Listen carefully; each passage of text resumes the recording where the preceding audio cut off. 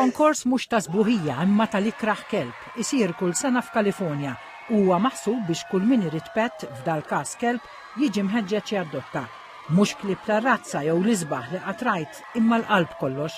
Dawn huma klieb li sbuħija naturali m'għandhomx imma jfuru bl-imħabba l sidhom.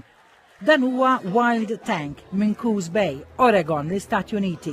It-tanta jirbaħ din il-kompetizzjoni 5 darbiet, dejjem falla biftit. Did-darba daħqitlu x-xorti u ġie nkurunat l-ikraħ kelb.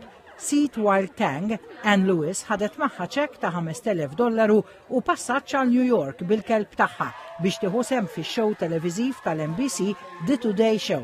Well, I think Wild Thing was a fan favorite, and the fact that he had been competing for 5 times and only came in second, it's kind of like the bridesmaid and never the bride. I think, really tugged at our heartstrings that, he deserved to win. Fit-tieni post Rome Pug ta' 14-il sena li jimxi bis-saħħa tar-roti. L-ewwel darba li sidu Michelle Grady daħlitu fil-kompetizzjoni. Well, we're super excited. I mean, to win second place out of everybody that was here is a real honor.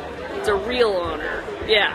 And, we're a little bit of local colors, so yeah, I love it. I love this whole contest. I love that it represents dogs that are imperfectly perfect.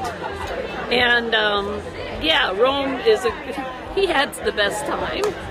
He really did. He had the best time. Il-ħsieb wara din il-kompetizzjoni kien ta' Ross Smith, meta fl-1971 rid iqajjem għarfien dwar l-imħabba lejn l-annimali, imħabba li ma tarafx sbuħija imma tindirizza direttament il-qalb.